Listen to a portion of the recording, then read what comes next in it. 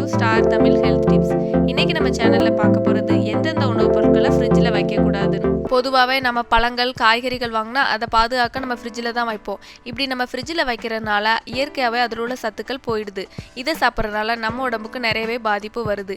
இப்படி எந்தெந்த பொருட்களை நம்ம ஃப்ரிட்ஜில் வைக்கக்கூடாது, அது எவ்வளோ ஆரோக்கியமற்றது அப்படிங்கிறத இந்த வீடியோவில் பார்க்கலாம். வாழைப்பழம். பொதுவாக பழுக்காத வாழைப்பழத்தை நம்ம ஃப்ரிட்ஜில் வைப்போம். இது முற்றிலும் தவறு. ஏன்னா ஃப்ரிட்ஜில் வைக்கும்போது இயற்கையாகவே இதில் இருக்க சத்துக்கள் வெளியேறிடுது.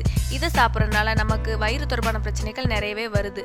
மேலும் இப்படி நம்ம ஃப்ரிட்ஜில் வச்சு பழுக்க வைக்கிறதுக்கு ரொம்ப நாள் ஆகும். இதனால அது மேலே உள்ள தோலில் சிறு சிறு கருப்புள்ளிகள் தோன்றும். இது நம்ம ஆரோக்கியத்துக்கு ரொம்பவே தீங்கு விளைவிக்கும். அதனால சாதாரண ரூம் டெம்பரேச்சரில் வாழைப்பழத்தை பழுக்க வச்சு சாப்பிட்றதா நம்ம உடம்புக்கு ரொம்ப நல்லது. பழ வகைகள். பொதுவாக நம்ம பழங்கள் வாங்கினா உடனே அதை ஃப்ரிட்ஜில் தான் ஸ்டோர் பண்ணி வைப்போம். அப்போ தான் நீண்ட நாள் வரும்னு நினைப்போம். ஆனால் இது முற்றிலும் தவறு. இது எல்லா வகை பழங்களுக்கும் பொருந்தாது.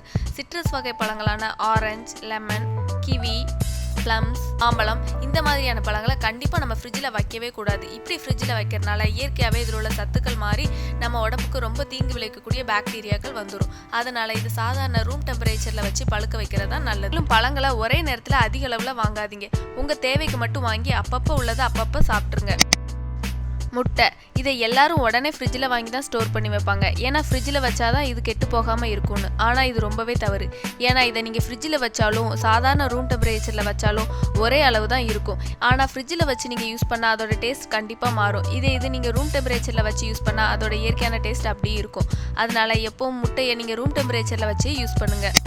துளசி இலைகள், புதினா இலைகள். பொதுவாக இந்த வகையான இலைகளை நம்ம ஃப்ரிட்ஜில் வச்சு தான் ஸ்டோர் பண்ணுவோம். ஆனால் இது ரொம்ப ரொம்ப தவறு. ஏன்னா துளசி இலைகள் தன்னோட இயற்கையான மனத்தை நம்ம ஃப்ரிட்ஜில் வைக்கும்போது இழந்துருது. மேலும் பழங்கள் காய்கறிகளோட வாசனையை அது இழுத்துக்குது. இதை எப்படி பாதுகாத்து வைக்கிறதுனா, ஒரு பாத்திரத்தில் தண்ணி ஊற்றி அதில் இந்த மாதிரி துளசி இலைகள், புதினா இலைகள், கொத்தமல்லி, கருவேப்பிலை இலைகளை போட்டு வச்சு பாதுகாத்துக்கலாம். இப்படி பண்ணால் அது நீண்ட நாளுக்கு வரும். வகைகளான தோசை மாவு, இட்லி மாவு தவிர மைதா மாவு, சப்பாத்தி மாவை ஃப்ரிட்ஜில் வைக்காதீங்க. இப்படி நீங்கள் ஃப்ரிட்ஜில் வைக்கிறனால அதில் எந்த ஒரு மாற்றமுமே நடந்துராது. சாதாரண ரூம் டெம்பரேச்சரில் வச்சாலே அது பாதுகாப்பாக இருக்கும். மேலும் இதை ஃப்ரிட்ஜில் வைக்கிறனால உங்களோட இடத்த தான் இதை அடைக்கும். அதுக்கு பதிலாக ஒரு பாக்ஸில் நல்லா டைட்டாக மூடி வச்சுட்டாலே அது பாதுகாப்பாக இருக்கும்.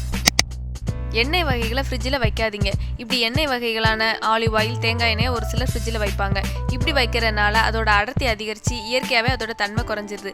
இதனால இதை தேய்க்கிறதுனால நமக்கு எந்த நன்மையும் கிடைக்காது. அதற்கு பதிலாக அதை இருட்டான பகுதியில் பாதுகாத்து நீங்கள் வச்சுக்கோங்க. பூசணிக்காயை ஃப்ரிட்ஜில் வைக்கவே கூடாதான். ஏன்னா பூசணிக்காயை நல்ல காற்றோட்டமான இடத்துல மட்டும்தான் வைக்கணும். நம்ம ஃப்ரிட்ஜில் வைக்கிறதுனால அதில் நிறைய பாக்டீரியாக்கள், வைரஸ்கள் வந்துடும். அதனால இதை சமைச்சு சாப்பிட்றதுனால நம்ம உடம்புக்கு ரொம்பவே தீங்கு விளைவிக்கும். அதனால எப்போவுமே பூசணிக்காயை நல்ல காற்றோட்டமான இடத்துல மட்டுமே வைங்க. ஃப்ரிட்ஜில் ஸ்டோர் பண்ணி வைக்காதீங்க. சாஸ் வகைகளை ஃப்ரிட்ஜில் வைக்காதீங்க. ஏன்னா இது இயற்கையாகவே வினிகர் சேர்த்துருக்கறனால இது எந்த வகையிலுமே கிடையாது.